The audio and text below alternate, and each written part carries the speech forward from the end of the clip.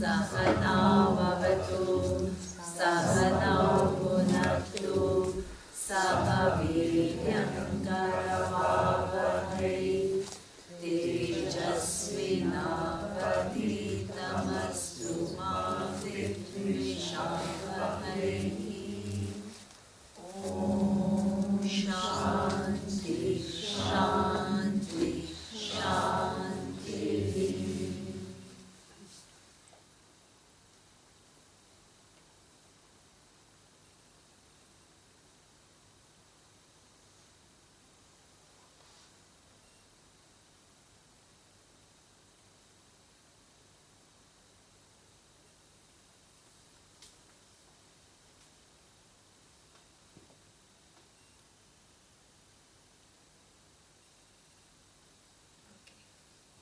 So now we are going to be studying Bhagavad Gita for next 3 days. Of course, the whole of Gita has about 700 verses and within 18 chapters. That is not easy to do for sure. So what we have done is we have selected about 25 verses from different chapters of the Gita, and we have selected in a way that you get a good idea of what the whole Gita is talking about. Now, when you hear Bhagavad Gita, and then sometimes you say, you also probably may hear that we are teachers of Vedanta. So, and you may be wondering what is the connection between Vedanta and Bhagavad Gita. So, I will just tell you very briefly what is the connection. Vedanta, the word, literally means what appears at the end of the Veda. So Vedas are certain books, and literally they mean book of knowledge, right? And book of knowledge about what? It's something, the knowledge that otherwise you cannot get with your 5 senses. If you could get the knowledge with your 5 senses, you don't need another book, right? So it is a book of knowledge which gives you knowledge which you otherwise cannot get with your normal 5 senses. So we need to figure out what is that knowledge that you can't get with your 5 senses. That's okay. But, and within this book of knowledge, there are 2 parts. The first part is called the Karma Kanda, and the second part is called Uttara Kanda. So what is the first part? The first part of this book talks about many different prayers, rituals, and a different kind of conduct that a human being is expected to have in order to have connection with the universe. So that is the first part of the Vedas, and hopefully it helps you to kind of relate to the universe, ask for help when you need it in whatever you are doing. So that's the first portion.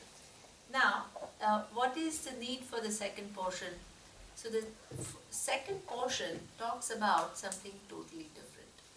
Because the vision of the Veda is that as an individual, you can get many things in this world, right? You can get money, you can get power, you can get success in a way that you become famous, right?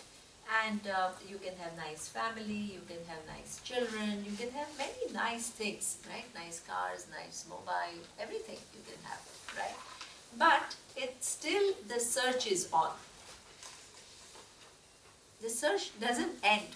Search for what does not end? The search for fulfillment does not end. You can surround yourself by most beautiful things, but you as a human being is still searching. And searching for what? Searching for what we call lasting fulfillment. So all the other pursuits you pursue because they do give you fulfillment. It's not that they don't, because if they did not, then it's very easy for human beings to figure out that this is not useful for me. But they give you certain pleasure, they give you a certain engagement, they give you a certain sense of well-being for a while. But at the same time, what you are searching for is the lasting freedom. from all sorts of lack, inadequacy, feeling small, limited, helpless. You want freedom from that. And you don't know that after getting all the things that you can hope for, you still kind of are still searching. So the second portion of the Vedas talk about that which is going to give you the lasting fulfillment. What? Is there a solution? Is there something which can give me the lasting fulfillment? That seems like a very big promise, right? It is not a small promise. And the biggest surprise is, what is that source of fulfillment? Where you never had imagined it could be. That is even bigger surprise. The first surprise is that there is a solution, and the second surprise is, what is the locus of that solution? So, the words, what appears at the end of the Veda itself tells you where is the solution. The word, what appears at the end of the Veda is what we call Upanishads. Upanishads are what appears at the end portion of the Veda. And the name Upanishad itself indicates how the problem is solved. Right? So, every Sanskrit word comes from a root and it has prefixes and suffixes. I'm sure all of you Germans have a very, very rigorous language, so I'm sure you know a little bit of grammar. And I'm going to use little bit of this knowledge of grammar to make you see what Upanishad means. So therefore, the root word from which this word comes, Upanishad, is Sadlu. Sadlu, in the sense of, the meaning of that root is, in the sense of, and it has three meanings. Something which helps you get rid of, that is the first meaning. The second meaning of the root is, not only anything that you get rid of, it can always come back again, right? There is no guarantee that it will not come back, right? You try to get rid of the dust in the room and you leave it like this for 5 days, and then you come back and again it is all dusty. So that means you get rid of something, but it keeps coming back again, so you are stuck with that thing, and again you have to keep cleaning it. Here, the second root of the meaning is that not only it helps you get rid of, but it totally disintegrates, where it never comes back. That is the second root meaning. Something which helps you completely disintegrate. And the third root meaning is what? It helps you gain. So three meanings. One, it helps you get rid of. You understand, get rid of? Discard. The second is totally disintegrate. And the third is helps you gain. Now, you need to ask the question, what do I want to get rid of, right? Because this Upanishad is going to help me get rid of. But I don't want to get rid of what? All the things that I love. Right? I want to get rid of only a few things. And what are those things? What do you want to get rid of? Illness. Huh? Illness. Illness. Wow. Oh. Okay. That's good. Illness. Right. What else? Suffering. Suffering. Wonderful. Right. So that means illness I want to get rid of because it causes suffering. So therefore, you want to get rid of suffering, any sense of lack, any sense of limitation, any sense of helplessness. That is what you want to get rid of, right? Now this is a promise that it will help you get rid of. But the helpless, so let's say illness causes you suffering, then when the illness goes, then what? The suffering goes for the time being, but the illness can always return, and again the suffering will start. So here there is a kind of a thing that it will disintegrate forever. right? It is not like a temporary solution which will come back again. So it will help you totally disintegrate all the sufferings. That is the vision, right? And the third thing, by doing so, what will it help you gain? It will, what do you want to gain? Your search, why things don't feel complete in life. Contentment. So that means it helps you gain contentment or fulfillment, which doesn't just come and go, it is a lasting contentment or fulfillment. That's a huge promise. It seems like some kind of a, this people are trying to trick you to think that there is something which can give you all of this. It seems impossible. So therefore, the two prefixes are used. What will give you that thing? And that there, the first meaning of the prefix is upa. Upa means near. Something which is near to you will give you all this. Wow. What is near to me? First of all, the near itself is a relative word. It's not an absolute word. Right? Near means compared to Cologne, Bonn is near. Compared to Bonn, this street is near.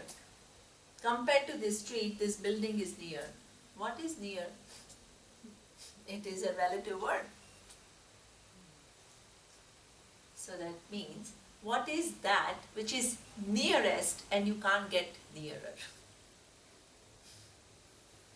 What is that thing which is nearest for everyone and you can't get nearer? Tell me. Riddle.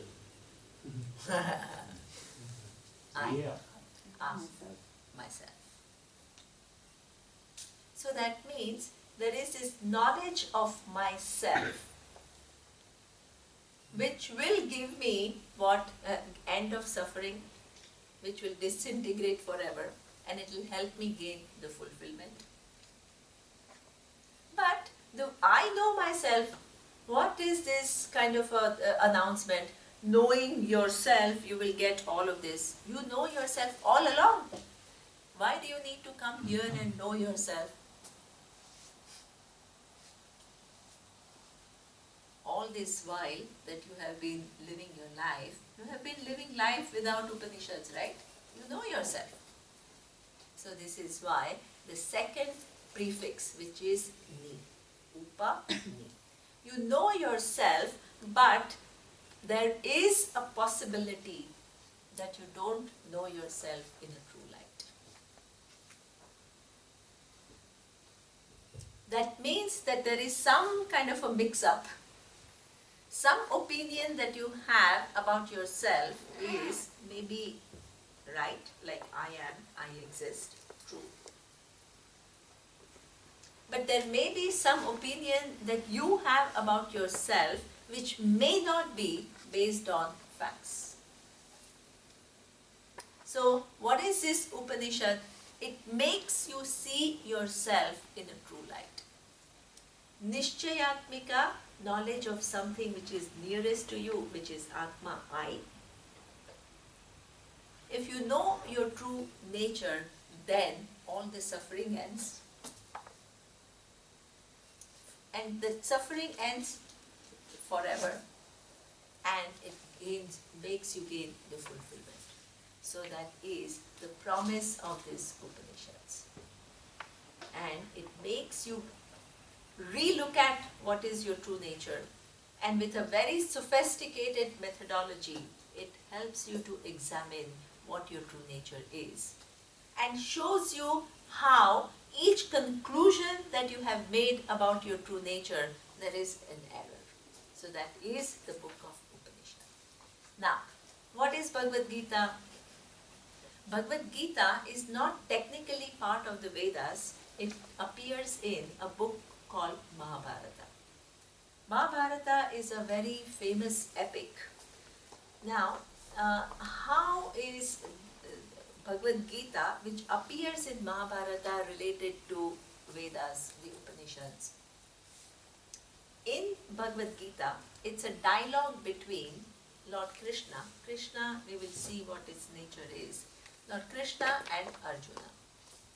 And what Lord Krishna talks to Arjuna and teaches about the nature of I is exactly identical with what is said in the Upanishads. This is why at end of every chapter of the Gita, it says, Iti Srimad Bhagavad Gita Su Upanishadsu. This is what is said in Bhagavad Gita, which is also said in Upanishads. And what is the topic? There are two topics. Brahma Vidyayam Yoga Shastra. One is Brahma Vidya, which reveals your true nature, and the second is Yoga Shastra, which tells you how to somehow get proper understanding of this knowledge. Every knowledge requires a certain amount of preparation. If you want to go and sit in PhD class of physics, and you may have a lot of interest, but already her eyes are she knows that she'll not get much, right? So when I was studying in college, I was studying economics, and there was one very good professor, and I went to his class thinking that I could, follow. And his economics at the PhD, because he taught us a class, but he was teaching PhD class, was all mathematics, and I was sitting there not knowing what's going on. Because it was all formulas. So that means every knowledge, any advanced learning requires preparation. So that means even this knowledge of Atma, which promises to give you the final fulfillment, also requires preparation. So therefore, the book itself also tells you how to prepare yourself for this knowledge. So that means two topics, what is the true nature of I, and the second is how to prepare yourself to gain this knowledge. Now, because Bhagavad Gita has a lot of different frameworks for preparing yourself for the knowledge, it has become one of the most famous books in Indian philosophy. Because most of the time, when people come to spirituality, yes, they want to know the final truth of the nature of I and all that. That's wonderful. Yes, they want to know. But along with it, everybody wants to know, okay, I have my little life here. And I have challenges with my family, I have challenges with my boss, I have challenges with my kids, I have challenges with my emotions, I have all kinds of challenges. And what do I do from tomorrow, which will help me deal with all of these things better? That is a question that every human being has. So therefore, Bhagavad Gita spends a lot of time. The whole of Yoga Shastra is meant for how to prepare your mind in a way that you can handle your life well. Arjuna wanted to run away. It was too much for him, the situation. And Lord Krishna says, you have to stay there and do. It seems like the most difficult job, but you have to do it, but do it with a proper attitude.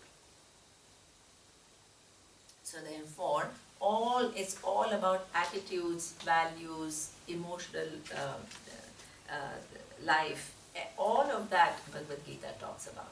So that's why it's one of the most relevant books. Now, before I go into the real teaching of the Gita, let me tell you a little story of Mahabharata, which I'm sure most of you know, but there is a purpose behind the story. I'm not just telling the story for the sake of telling it. I want you to know and appreciate well the series of situations that happens in a person's life, which makes that person seek this knowledge. right? And who is the protagonist here? The protagonist is, the protagonist, do you know what it means? No? The main character in the story. In this particular story, the protagonist, of course, is Lord Krishna, yes, but in this case, who's asking the question? Arjuna. So therefore, what happens to Arjuna's life which makes him at a certain point in his life ask the question, asks for this knowledge. So I will tell you briefly. There is, the story precedes the birth of Arjuna, series of events that happened. There was a king the kingdom was Hastinapura, and the king had two sons. One was, the elder one was Dhritarashtra, and the younger one was Pandu. Now, in a normal situation, who will become the king? The elder son will become the king, right? That is a normal rule. Now, in this case, Dhritarashtra was blind. And it was decided that in a kingdom, a blind king cannot rule well. Right? Because if you're blind, you're not able to see so many things, and then it's very difficult for you to rule. So therefore, the kingdom, the king will become the younger son will become the king. And the younger son's name was Pandu. Don't worry if you don't remember all the names, but the younger one becomes what? The king. Now, when the younger one becomes the king, what happens to the elder one? You think elder one is really happy? The elder one may not actually verbalize it, may not articulate the dissatisfaction, but there is something which is going on in his mind, and that is what? Oh my God, life has been so unfair to me. I should have been the king, and now, what was my fault? Why did I become blind? I was born blind. And not only I was born blind, life did not treat me well, then it took away the kingdom from me. So there is this resentment with which Dhritarashtra lives. Now, Pandu, the younger brother, is very aware of this fact. They were all psychologically very aware. So therefore, from time to time, what Pandu did is to kind of a little bit nourish his sense of well-being. So he would go to the forest and give the kingdom to be ruled by the elder brother who was blind in his absence. So what that will do is make Dhritarashtra feel a little better, right? That okay, at least I didn't become the king, but for time to time I get to rule the kingdom. Now, Pandu, the younger brother, himself, this is a story, Mahabharata, stories within stories within stories within stories, to show how everybody's life is connected to so many events. So therefore, Pandu, when he was young, he had gone hunting in the forest, and he heard, near the water body, some noise. So Pandu thought that there was some bird or an animal, and what he did is he released an arrow. And when he released an arrow, he heard the scream of a human. So he went running, and he saw that there was this a sage, a very evolved human being with his wife, and Pandu's arrow had pierced both husband and wife. So this also shows, knowingly or unknowingly, we do things. And what they end up doing is so much more than what we ever expected. And then what do these old couple who was dying? They said that we did not harm you at all. We were not bothering you at all. But you caused our death, and one has to that nobody is free from the consequences of one's actions, known and unknown. So therefore, you'll have to pay for this, and the way in which you will pay is, now that, don't ask me how did they know, that is the story, right? They said, if you are with your wife, that will be your last day. If you're intimate with your wife, that will be your last day. So now, Pandu had to what? Basically, what? He couldn't be close to his wife. He had two wives. One is Kunti and the other one is Madhuri. So in the forest, what happened is, so he should be childless, right? Because he can't be with any woman. That would be his last day. But he had 5 sons. Kunti, how? Yeah, how? So he had 5 sons, and one of them was Arjuna. And how did they come? How did they appear? So there is another story. There are stories within stories. They came because his wife Kunti, there was some sage who had come home, and she really served him well. She looked after him and all that. So the sage was very happy with how she behaved with him. So he gave her a boon, and the boon was, you can have sons just by looking at whichever devata means any force you want. You look at it and you will get the son. This was the boon she got. A little bit of a fantasy, but doesn't matter. Now, as she got it, she went out and she wanted to verify whether it is true or not. So she looked at the sun, the sun, the solar, right? And came one little boy. His name was Karna. And she was what? Devastated. Why? Because she was not even married. In India that matters. Right? And she was young. And she didn't know what to do with this little son, because she felt so ashamed. And she felt like, oh, who can I share this with? So what she does is, she puts this little boy in the bank of the river. And then she prays and she says, what? Like Moses. Ah, really? That I didn't know. So that story you have to tell. But after this.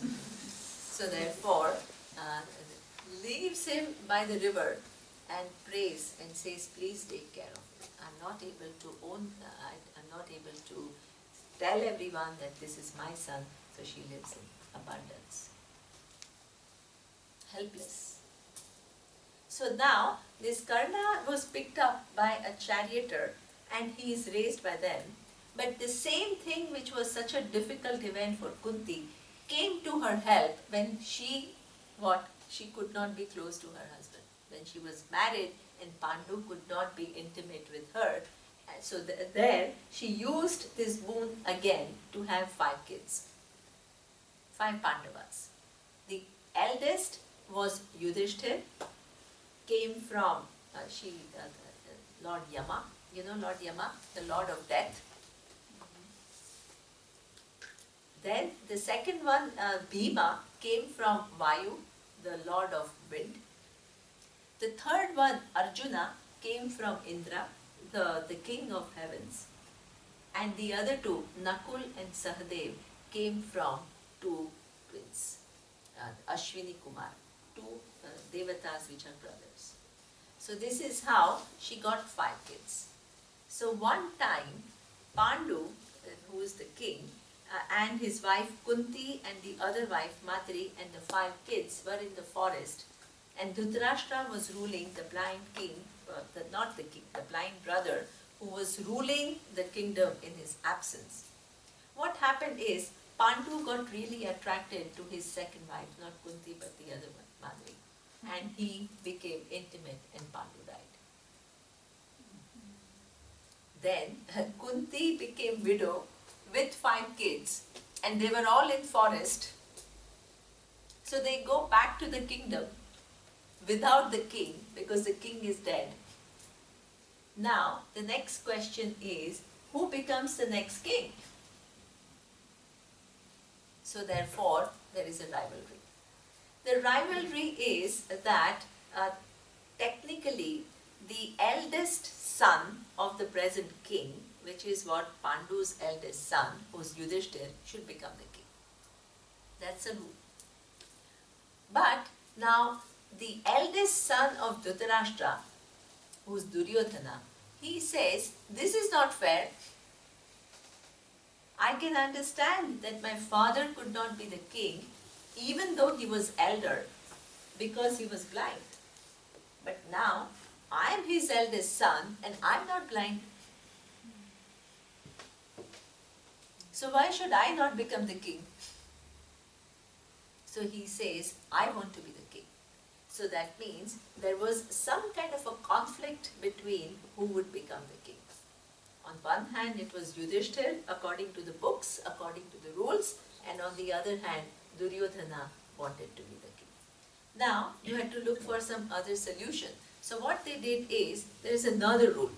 It said, in case of conflict, then whoever is the eldest of the two, that person should be the king. So that means they had to ascertain who's older, Yudhishthir or Duryodhana. So even by the second standard, Yudhishthir should have got the kingdom. But Duryodhana said, no way. I want to be the king and I want, who are they? And he started being very, very stubborn. So what happened is the father gave in. But somebody intervened and said, you can't just take the whole kingdom, divide the kingdom in two parts. You rule some part and give the other part to your brothers, 5 brothers who are, who lost their father. So Duryodhana very reluctantly says, okay. But he divides the kingdom in a very unfair manner. He keeps the majority of the kingdom, which was beautiful, and he gives one little barren part, which had nothing, to his 5 brothers. It was called Indraprastha. That little part that they got, and these 5 brothers with their wife and with their mother who had become widowed, they just kind of, they were a little bit helpless, they were powerless, and also they felt, okay, let him have it. And so they go and settle in this little region, which is within the kingdom, and they are the king there. But there was hardly anything there. So what they did is, they worked really hard and they made it very prosperous. So over the years, that region which was barren and it had nothing in it, it became very prosperous. And a lot of people started going there and it started becoming really good. So now, Duryodhana begins to notice that. And you think he feels very happy about it? He feels jealous again. Because he cannot even tolerate that little part that he had given back, thinking that it is nothing, it is becoming very good now. So now he plots to eliminate these Pandavas. He says, I don't want them because how will I get this back? I myself have given it, I can't ask for it back. So what is the easiest solution? Kill them.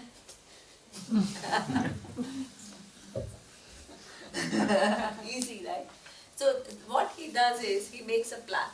He builds a wax palace, and he invites all these 5 brothers to this wax palace, and his plan was, as they are inside, he will light fire and the whole thing will burn. But the 5 brothers came to know about this plan, so therefore they had built one underground tunnel. This is like Bollywood.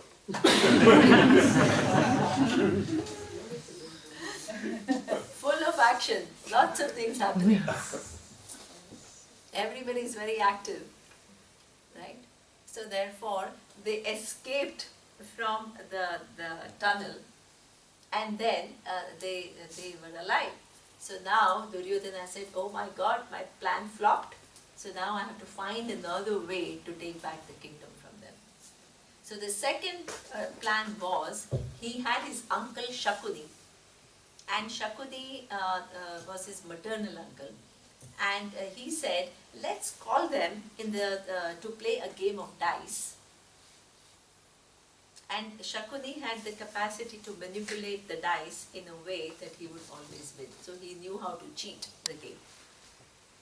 So therefore, Duryodhana got an invitation to play the game of dice. And there was a rule saying that when the king is invited by another king to do something, then you have to honor that. So he followed that rule very blindly, and he went. And the game of dice started. And obviously, because his maternal uncle knew how to cheat, what happened is Yudhishthir started losing the game.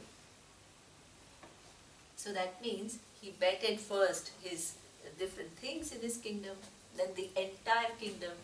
He lost everything. Then he wanted to quit. He says, now I've lost everything. Duryodhana told him, you haven't lost everything yet. What have I not lost?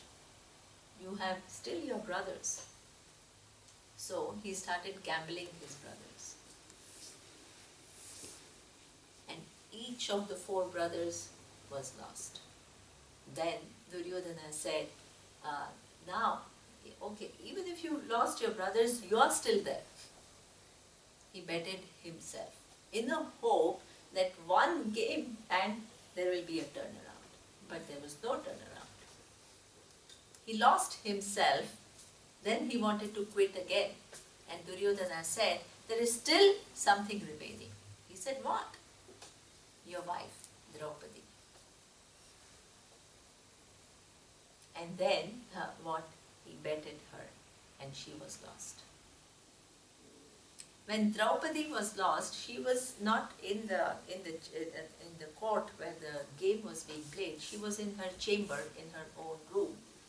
And Duryodhana's younger brother was asked to go and bring her. And he tells her, you have to come to the court. And she is a strong woman. She says, what? No, I will not go. Until my husband calls me, I will not go. And what he does is, he drags her by her hair and brings her to the court. Then, Duryodhana tells in front of everyone that she has to be disrobed. Now, in that court, there are a lot of people who are sitting. There was one which is Bhishma, is their grandfather. Then there was Vidur, there was Dronacharya, there were all the people who were sitting in the court. So first thing, as Dushasana begins to disrobe Draupadi, she goes to the court and she tells all these people, she says, you're all sitting here. You're elderly people, highly respected, highly committed to dharma. And are you going to just watch me being disrobed? Are you not going to intervene? She asks them, and they somehow say, whether they verbally say or not say, they say they couldn't do anything in this case. Why not? Why couldn't they do anything? They all wanted to be good, clean human beings. But still they felt helpless because they thought about the problem differently. What they thought to themselves is that Yudhishthir had fully the free will to stop the game anytime. Nobody forced him. He could have always said no. Even if he said no, no, no, he could have said no.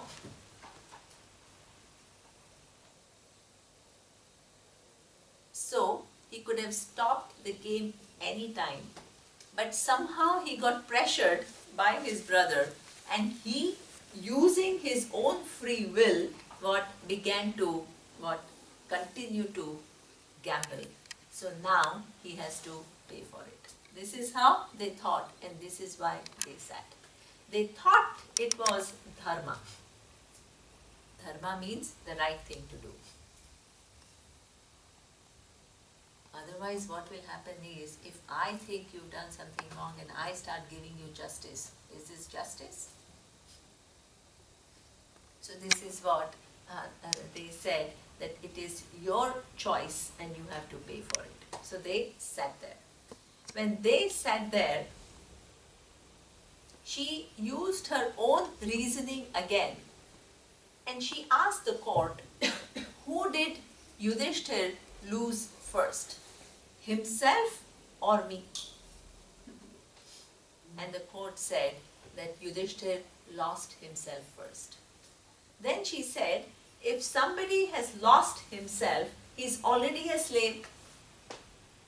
And what right does the slave have to gamble somebody else's life? He has no right. So therefore, this whole thing is void. She was intelligent. And she really thought about it.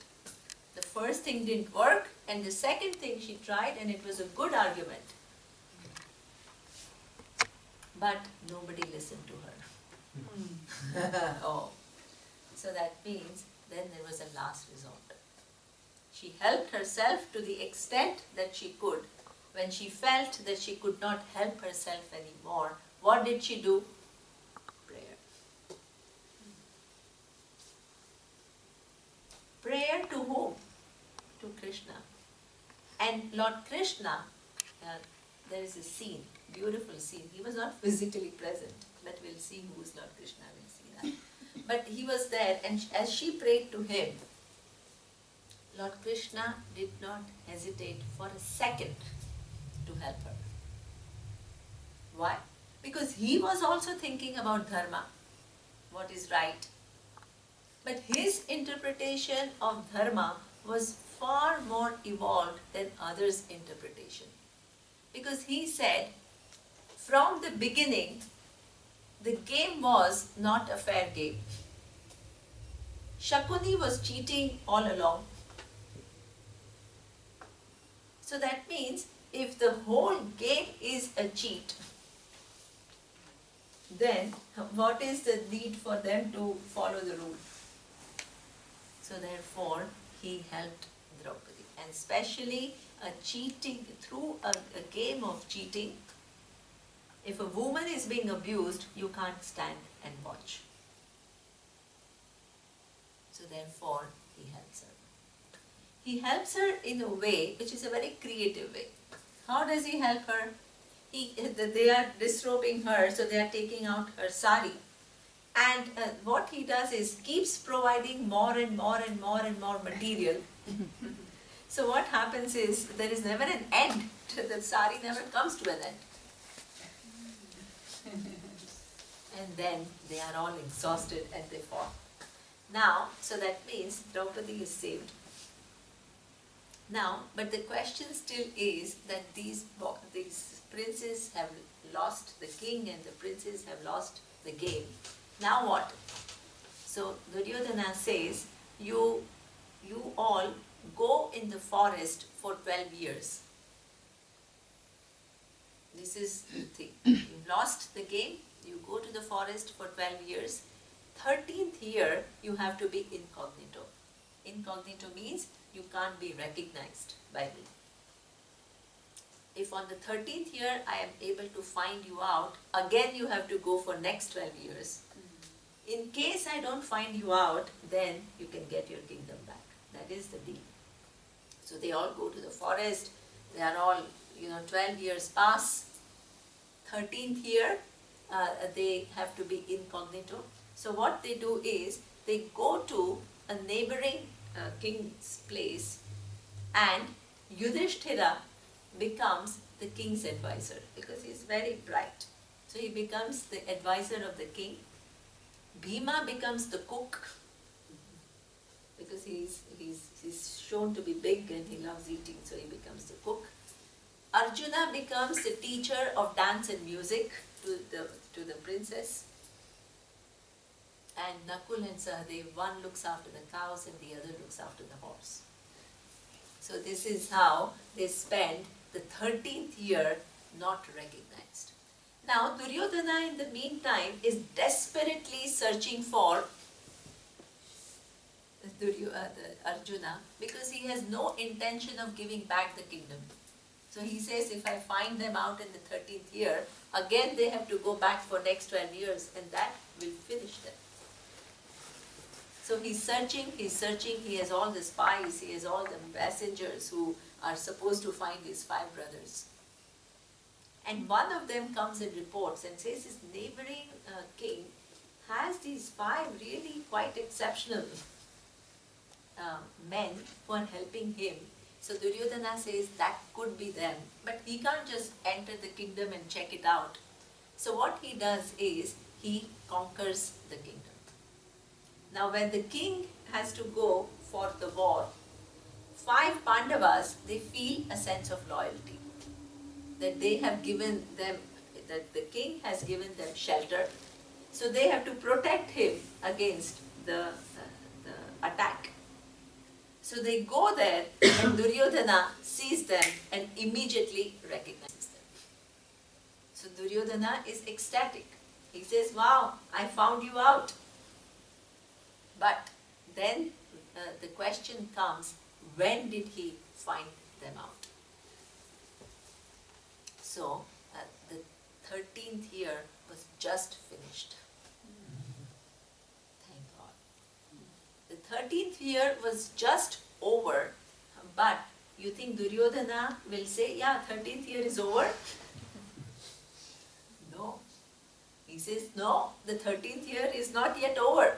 So you have to go back to the forest. Now, the 5 Pandavas have been letting go. The first time, the second time, the third time, the 4th time. Was it solving any problem? Was Duryodhana being reformed? No, he was becoming greedier and greedier and more unreasonable. So therefore, now Lord Krishna said, this time what, and even they felt they can't completely let go again. Can't just quietly go back to the forest for 12 years. They have to do something. So now they said, okay, let's, Lord Krishna himself offered himself and said, I will go to negotiate. Negotiate in a way that we can, avoid any confrontation. See, he goes as a messenger of the 5 Pandavas to speak to Duryodhana. And he says, you know what, you have such a huge kingdom. They have only one little part. Give them back. Already 13th year is over. Why do you want to fight? They spent 12 years in the forest. Give it back. And he says, no. I can't give that back. No way. Then Lord Krishna, as a negotiator, says, okay, don't give back the whole of kingdom, which itself was a very small part. Give back 5 different regions, districts of that kingdom, and give each one of them one district so they can rule, and then you can take the rest. Duryodhana said no. Then Lord Krishna said, okay, if you don't want to give 5 different districts, give only 5 different small villages. Let each one have 1 village. And Duryodhana said no. Then he said, okay, let's give them only 1 village with 5 houses. Duryodhana said no. Then 1 house with 5 rooms. No. Then Duryodhana said, if they want an ounce of the kingdom back, they have to fight. Then Lord Krishna comes to Pandavas and says, my negotiations have failed. Couldn't do it. Even 1 ounce of land I could not get back. So now the war is declared. War is declared because you can't let somebody who is so unreasonable get away again and again and again and again without any resistance. So therefore, the war was declared. Now, what happened is, each side of the war, they knew it was going to be a huge war. It was not going to be a small war. So each one tries to get the allies, like people on your side. So you get these different kings on your side so that you become bigger and bigger. So both of them go and they get different kings to join with them.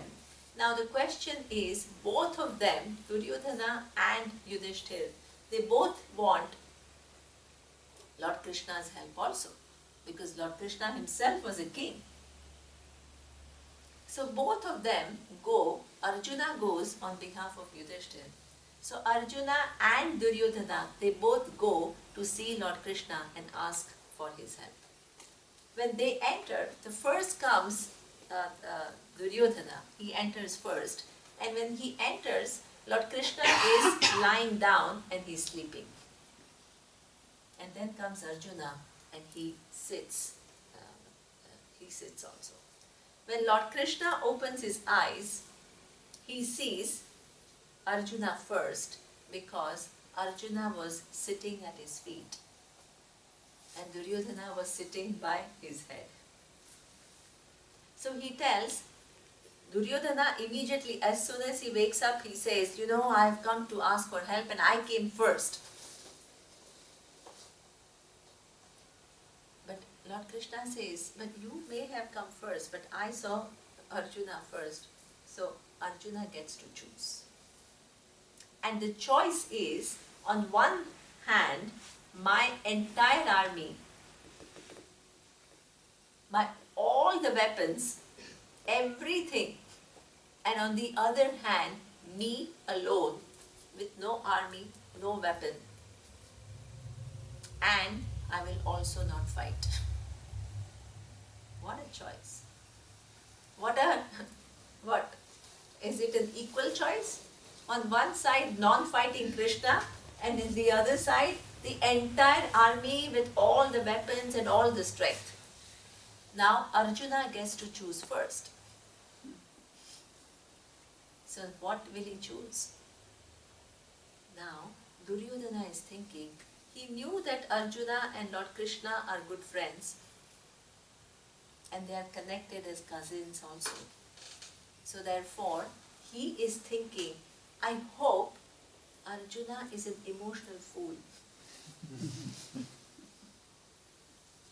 He gets carried away by his relationship with Lord Krishna, and he will choose Krishna, which is non-fighting Krishna, which is so useless. And if he does so, if he makes an emotional choice, then what will happen to me? I'll get the whole army and I'll get all the weapons. So he was just waiting for Arjuna to make a mistake in decision making. We make decisions based on what we understand and what we value. Now, Arjuna, on the other hand, he was thinking, because he had to first make the decision. And he said, I have all the skills in the world. I have all the weapons that I want. I have a huge army. I lack nothing. But what will make a difference between victory and defeat is on whose side Lord Krishna is. So therefore, for him it was a no option. He chose non-fighting Krishna. So that means both of them got exactly what they want. Duryodhana was so happy that Arjuna fell into this trap. And Arjuna was so happy because for him, the only thing which mattered which will decide between victory and defeat is Lord Krishna. So therefore, both of them walked away really happy. Duryodhana got the entire army of Lord Krishna and Arjuna got Lord Krishna. Now, the battlefield. On the day of the battlefield, now, how is Arjuna going to use Lord Krishna, a non-fighting Krishna? What is he going to do with him? He asked Lord Krishna to be his charioteer. Run the show. So therefore, Arjuna has a charioteer who is Lord Krishna. Now, the scene opens as the whole Gita starts with this battle scene. The first verse of Bhagavad Gita is not, it's a dialogue between Lord Krishna and Arjuna. But the first verse of Bhagavad Gita starts with Dhritarashtra. Who is Dhritarashtra? The blind man who could not stop his son from being what? Highly unfair to his own cousins. He cannot participate in the war because he's blind, but he's very curious as to what's happening in the battlefield. So his own charioteer, his name is Sanjaya, he also cannot, he is choosing to stay with Dhritarashtra. So Dhritarashtra is asking Sanjaya, and the first verse of Bhagavad Gita, I will chant, I am not included here. Dharma kshetre kurukshetre samaveta yuyutsavaha mamakav pandavaschaiva kim akurvata Sanjaya. This is the first shloka of Bhagavad Gita, where Dhritarashtra is asking Sanjaya, hey, what is happening in this battlefield? And the way he describes this battlefield is Dharma Kshetra. Kurukshetra is the battlefield. He uses an adjective for this battlefield. A battlefield where the war is being fought for Dharma. Dharma Kshetra. It's not an ordinary battle. Generally the battles are fought for what? Increasing your power, increasing your kingdom, all of that. He recognizes that this war is fought for Dharma. But if the war is fought for Dharma, which side of the Dharma his own sons are? Which side of Dharma? Duryodhana is on which side of Dharma?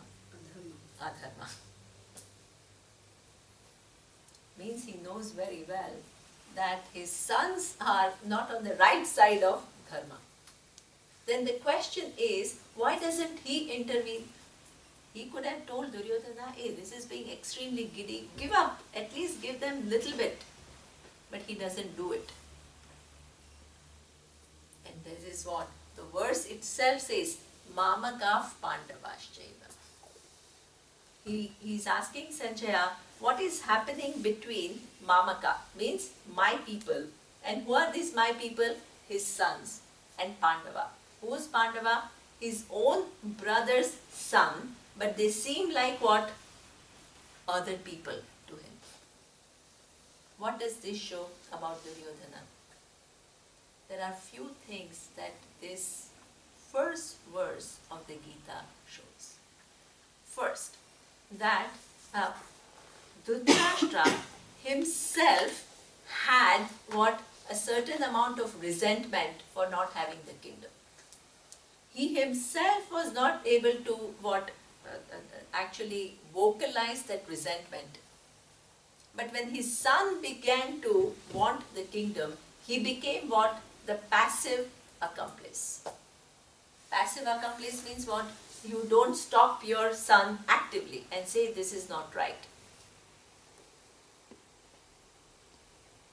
So that means Dhritarashtra is living his own dream through what? Through his son. That is one reason. To be the king. This is almost like Shakespeare. You know Shakespeare? His plays are all like this. Very interesting why people behave the way they do. So now, that is one reason why he did not. The second reason is that even if you know something is right or wrong, when it comes to other people, it's very easy to say, oh, this is right and this is wrong. When it comes to your own people, then what happens? Yeah, you're blinded by what is right and what is wrong, begins to be a little bit fuzzy. We tend to justify, or we tend to kind of, twist stories to support our people. And this is where, I know quite a few business families in India. And nowadays, in the second generation, what happens is that there are a lot of breakups because there is a joint family business and the next generation. And you hear the same, you hear the story from each side, and each side twists the story. Their commitment is not to see what is, their commitment is to what? Protect their interest. So that's why the facts get all mixed up. You think that you are being objective. Nobody says I'm lying. Nobody says that I'm cheating. Both sides convince themselves that I'm right. This is what we call a human mind, which is tricky. Tricky mind because you convince yourself of facts. You twist facts to suit yourself. So therefore, this is what Dhritarashtra was doing. So therefore, his weakness and his love for his sons made him to be not intervening and doing what needs to be done. So this is Dhritarashtra's state of mind. Now Sanjaya has to reply as to what is going on in the battlefield. So Sanjaya first goes to Duryodhana, tells Dhritarashtra what Duryodhana is doing in the battlefield. So Duryodhana is going to his, I will not spend too much time because I want to come back. So I'll skip a little bit, don't worry. Huh? It's a very long story. Long story, yes. So now he goes and Duryodhana is getting all the people ready for the war. And he wants to give his best. He gives a pep talk so that everybody gives their best. Then the scene moves to Arjuna. And Arjuna is happening what Arjuna is doing. So the verses describe Arjuna tells Lord Krishna to place his chariot in a way that he can see who all he has to fight against. So Lord Krishna very strategically places the chariot in front so that he can see the entire army of Duryodhana with whom he has to fight. What happens to Arjuna? He breaks down. He totally breaks down and he says, I see nothing but my own people on the other side. I see my grandfather, I see my cousins, I see all the people, my teacher. All these people are, I have to fight against them. Look at this. Dhritarashtra's Mamaka, my people, included what? Only his sons. And Pandu's sons became what? Other people. Arjuna's Mamaka, my people, included what? Everyone. His cousins were his people in his vision. So therefore, Arjuna, not only he breaks down, but in few verses of the Gita, he describes his state. Sidanti mama gatrani muhyam cha parishusyati. He explains himself by saying that my mouth is drying up. He very vividly explains his state. that Gandiva, which is his weapon, are falling from my hand. My mouth is drying up. My heart is beating fast. I'm unable to speak. He doesn't have any qualms about hiding what he feels. He's in touch with his emotional being. He describes in detail how he's feeling. And he says, I don't want to fight. Now, what do you think is Lord Krishna's answer? If Lord Krishna's answer was, yeah, that's great, that's true that they are your cousins, what would have happened?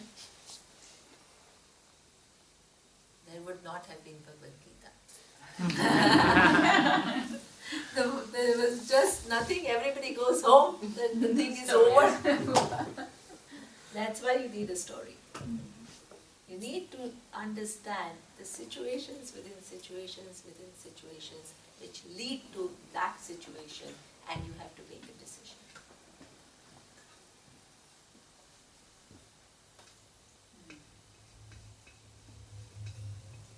And how are you going to make the decision?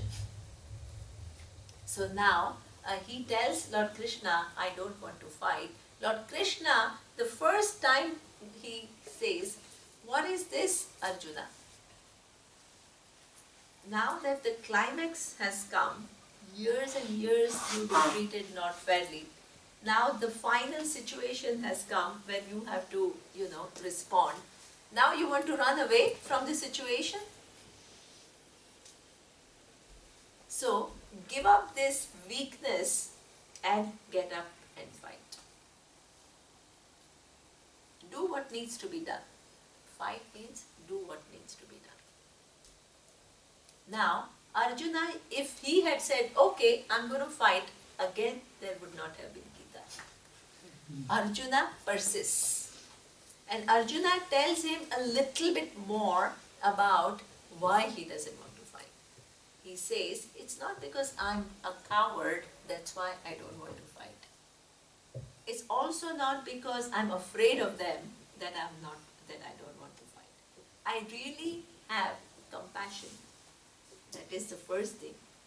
The second thing he gives, in that state of mind, he gives 3 more reasons why he did not want to fight.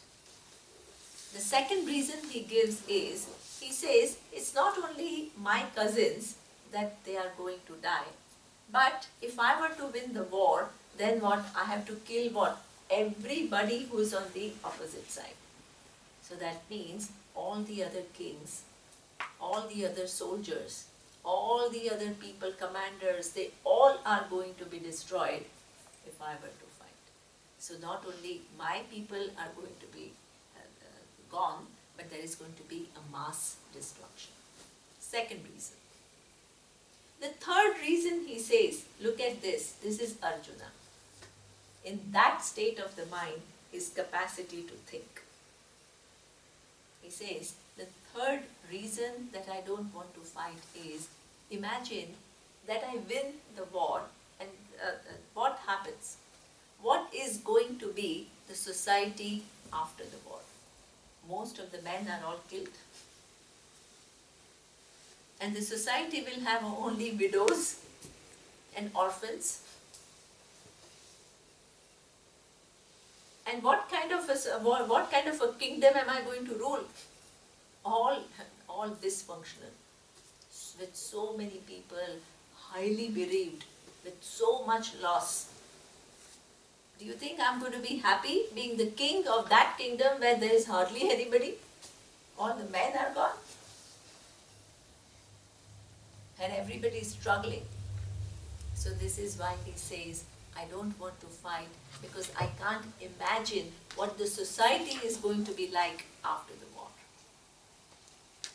And the fourth reason he gives is, he says, if I, through my own choice, is going to make the decision which is going to have such a long-term repercussions, then what will I get in return? So therefore, he gives what? That I cannot be happy. He understands that there are laws in the universe in the way that if you create so much harm and create so much destruction, you have to face the consequences. You can't just get away. So he says, what will happen to me? My life will be miserable as a result of doing so much harm to others. So 4 reasons why he did not want to fight. Then what happens is, Arjuna, after having said that, is this a good analysis? You think he did a good analysis of giving 4 different reasons why he didn't want to fight? Yes. Seems so, right? Now, he could have just said, I am so clever and I've analyzed the situation very well and in depth and looking at the long-term thing, so therefore I just don't want to do it. What he does is, later on, he tells Lord Krishna, this is what I think, but am I confused about what I'm thinking? Is there any other way of looking at the problem? So he describes himself as Dharma Sammuda Cheta. What is Dharma Sammuda Cheta? He describes himself as he may be confused about what is needed to be done in this situation. This is a wise person. You can analyze a problem really well, but always give it what? A chance to see it from somebody else's standpoint. Just because you have a high capacity to look into things, you don't become arrogant and say, I have considered everything and I think it is right, therefore I am going to do it. Lord Krishna would have just followed Arjuna because he was only a charioteer. But because he asked Lord Krishna, am I looking at this situation properly or am I confused? What is he doing? He's opening the door. Do we do it? Most of the time we think we are right and this is what it is and we are going to do it. Especially if we are smart and we are capable of thinking. There are very few people who say, hey, this is what I think, but is it right or not? Can you tell me what you think? So this is what he asks. Then second thing that Arjuna asks is, he thinks further. So he says, now you tell me if this is the right response in that situation. That is the first question. The second question he asks is the fundamental human question that Upanishads are talking about. What is that question of Upanishad? What will give me what? Fulfillment. What was the word Upanishad say? What will give me fulfillment? What will help me get rid of my sorrows? What will disintegrate my suffering forever? You give me that knowledge. 2 questions from Arjuna. One is, what should I do in this situation? This is called situational problem. And that situational problem was so acute, it was such a huge proportion that it leads for him to ask a second question. He says, whether I win the war or I lose the war, I don't see how I can be happy.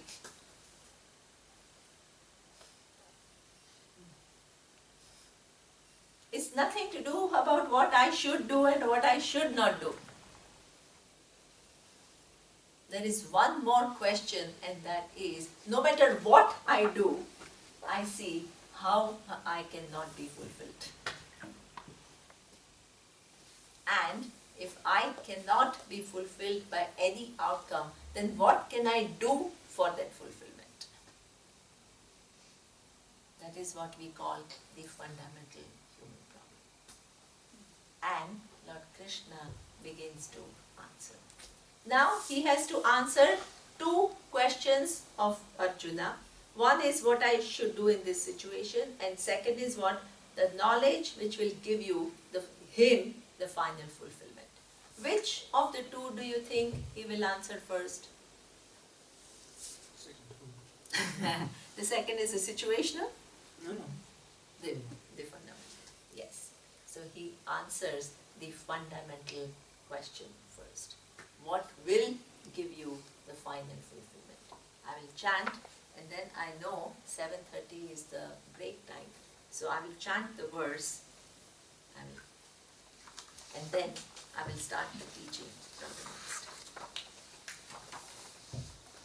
Shri Bhagavan Uvacha Ashochananvashocastvam Prajnavadanscha Bhashase Gataso Nagatasuncha Nagashochanti Panditaha. This is a beautiful verse where Lord Krishna declares the teaching begins. The fundamental human problem is addressed first. And he says, Panditaha na anushochanti. What does it mean? The wise people. Pandita means wise people do not grieve. That's a big statement. Right? For what? Gata sumscha, agata sumscha. For people who are gone and people who are not yet gone. Right? So this is what he says, and therefore, ashocha nanvashochastvam. You are grieving for something which doesn't deserve to be grieved for. But you speak like prajna eva vadanscha bhashase. You are speaking like a wise person. He's speaking like a wise person because both God. Why is Arjuna not wise? Because if you are a pandita, if you are a wise person, then there is what? Panditaha na anushochanti. They don't have grief. No matter what happens. Because death is one thing that we all feel grieved for. So wise people, if they don't feel grief for that, then what to talk of other things? Now, so that means if you use this definition, Arjuna is wise or not wise? He has a lot of grief, right? So therefore, he is not wise. But he says, you are speaking like a wise person. Why is he saying that you are speaking like a wise person? Because both Duryodhana and Arjuna are not wise. But do you see the difference between the two? Do you see the difference between Duryodhana and Arjuna? How is Duryodhana? Only thinking about himself and his greed and his more and more kingdom. And what is Arjuna thinking about? The big picture. The big picture. So therefore, he says, Arjuna, you are not yet wise, but you are speaking like a wise person because you are analyzing the problem really well. So now the question is, why? How is it that the wise person doesn't have a grief? Is it that the wise person is trying to just block all the emotions and say, oh, no matter what happens, I'm not going to have grief? Is it? No. Or no? Wonderful. Thank God it is not like that. Otherwise, we will all be bottling up all our emotions and pretending we are wise people. Nothing affects us. That's not what Lord Krishna is saying. Lord Krishna is talking about the wise people having different what? What is Upanishad? Understanding about the nature of Atma. It makes you free from sorrow. What is the word Upanishad? Not because of something else, but by knowing the true nature of I. So the wise people know the true nature of I, in light of which the grieving goes away. So, what is that true nature of Atma? We will see after the break.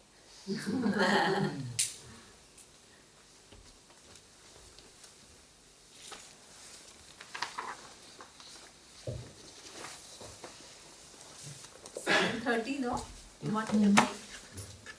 Om Purnamada Purnamidam Purnat Purnamudachyate Purnasya Purnamadaya Purnamevavashishyate Om Shanti Shanti